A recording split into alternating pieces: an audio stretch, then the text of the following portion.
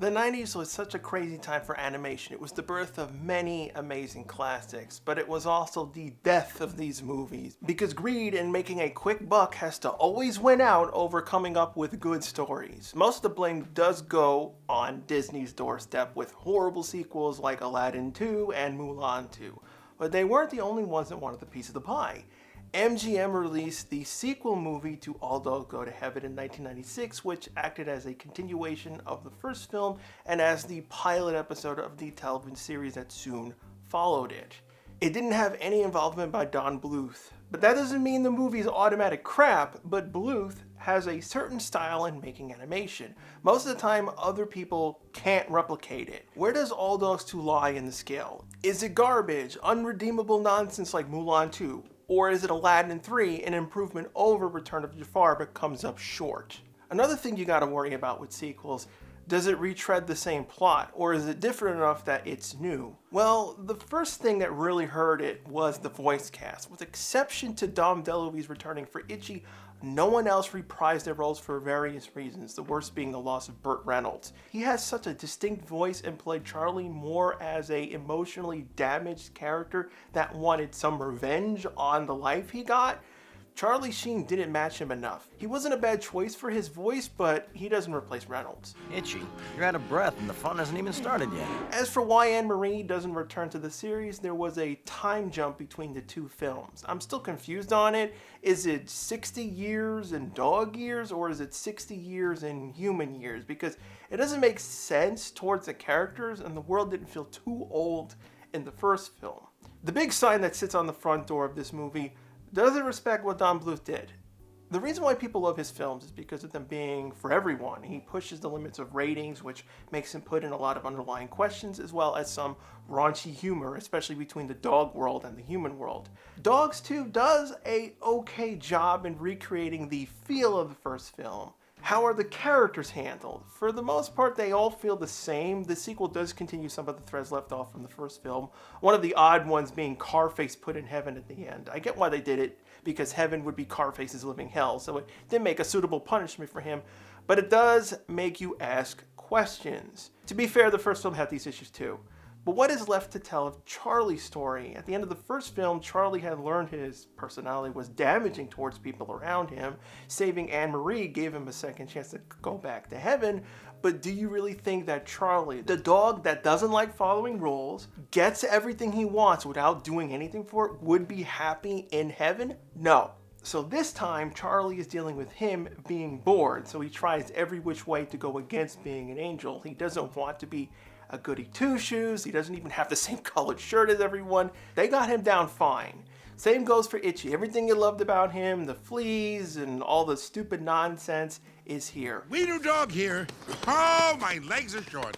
He even gets some good moments for himself, and of course he still plays the role of Charlie's conscience. We find Gabriel's horn, and then it's straight back to heaven, okay? The one thing I didn't care for was that Itchy dies at the start of the film. I wish they had kept Itchy alive for at least half of it, so that they could have a surprise reunion of Charlie and Itchy. I just think it would have worked better if it had happened later, maybe even give him a bigger moment to die for, instead of dying because he choked on a chicken leg. There's some story issues that need fixing. But we do get a funny scene on Everyday Business of Welcoming Dogs to Heaven where we see how they died. That is something Don Bluth would do. What actually goes wrong in the film, Charlie can't be the bad character again, that sets everything off. That's where Carface comes into play. Basically, he didn't change. He lies and puts a front on in heaven, but he's working with a character named Red.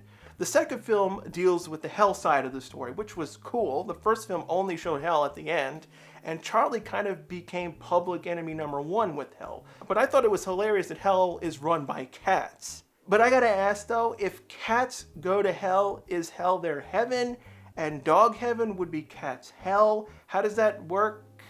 Carface is working for the other side and he needs to steal an item called Gabriel's horn, which has the power to open anything.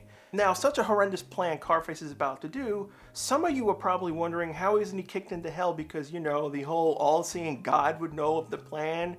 You're right, it doesn't make sense, but they are exploiting the same thing that Charlie did in the first film. He tricked Annabelle with his pocket watch. So the only thing I can use as a defense, God knows all, but still lets the screw-ups and lies continue so that the dogs doing them learn from their mistakes. That also includes Annabelle. She isn't as dense as she was in the first film. Maybe you can do something besides make a nuisance of yourself?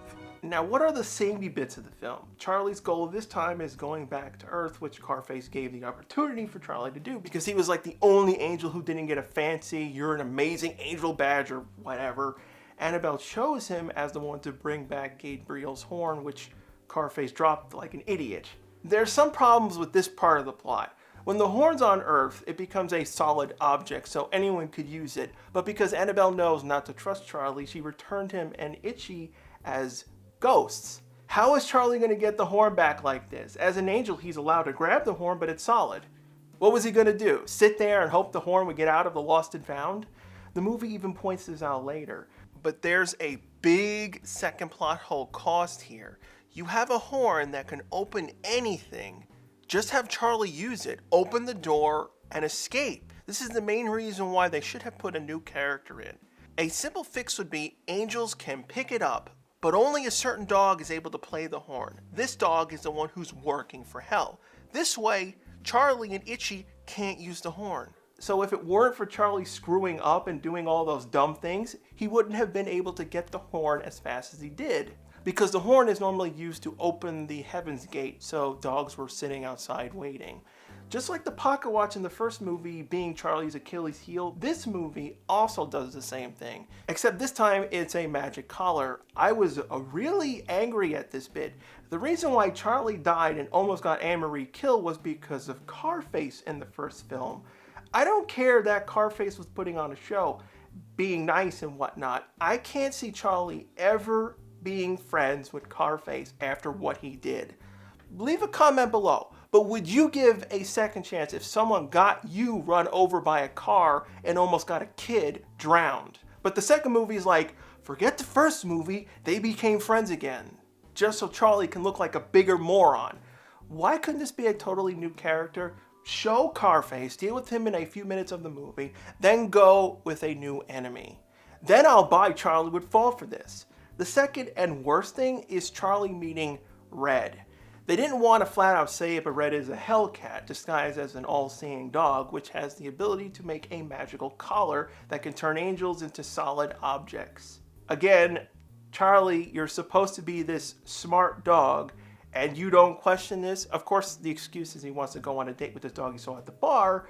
I'm fine with that. Charlie is stupid in that area, but only if the Carface stuff didn't happen. And what really pissed me off, Itchy is the smart one, pointing out everything I'm saying, but at no point talks to Annabelle. She contacts them every so often through mirrors and other reflective surfaces, and Itchy couldn't just take 2 minutes, ask if Carface was on Earth for a real mission, or ask about a dog that can make angels solid. This is the second reason why I wanted Itchy to die in the middle of the film so that I can't ask this question.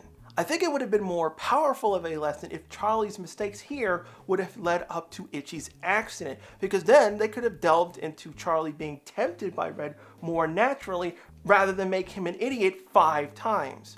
Of course we need a new kid character, so comes in David. His story, he ran away from home because he thought he wasn't being loved by his stepmother, who was having a baby. So he ran into Sasha, the dog Charlie wanted to date. She decided to take care of David. The second reason why he ran away from home, he wanted to become a magician.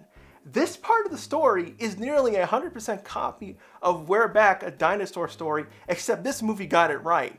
In my review on that, the problems in that movie was that everyone got separated. Here, everyone did everything together.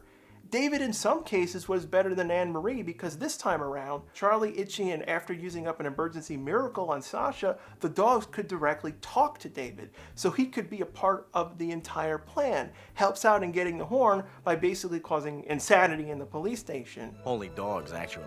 I'm Charlie, he's Itchy. A car chase through the city, but then also realizing running away from home isn't all that great. This is the best part of the movie. If they had just fixed the beginning, it would have been very close to the first film. There was a reason why the horn was stolen by Carface, and it's not a fun thing. The movie does hit some high emotional moments, but it's at the expense of Charlie looking dumb. I get it. There will always be a problem in having Charlie mess up after he's learned a big lesson with the first film. It's why people love that first film. We want to see Charlie become a better dog, go through the obstacles. The script needed to not make him look stupid 5 different ways. You tricked me. I can at least say this sequel tried. It's nowhere near anything Disney sequels did, and I will say it does make up some ground if you continue into the TV series. It ran for 3 years. Remembering it off the top of my head, giving Charlie missions to help out people, played out much like Disney's Rescue Rangers. Did All Dogs need a sequel? No. It was a good movie on its own. Do I recommend even watching the second one? If you were curious about the TV series, you do need to watch the film. There's also a third film that basically acts as the series finale of the series, for some reason focuses on Carface. I'm like, why are you trying so hard to redeem this character? You're not doing it right for me to want to see that done. It's a joke on the Christmas Carol story. It's fluff and not important. One thing I'll say, it's a lot better than The Horrible Secret of Nim 2. That's a review in on itself. Thanks for checking out the review. Subscribe if you want to see more, and if you remember a movie or a show that's long been forgotten, good or bad, leave it as a suggestion below. I'm always on the lookout for obscured stuff.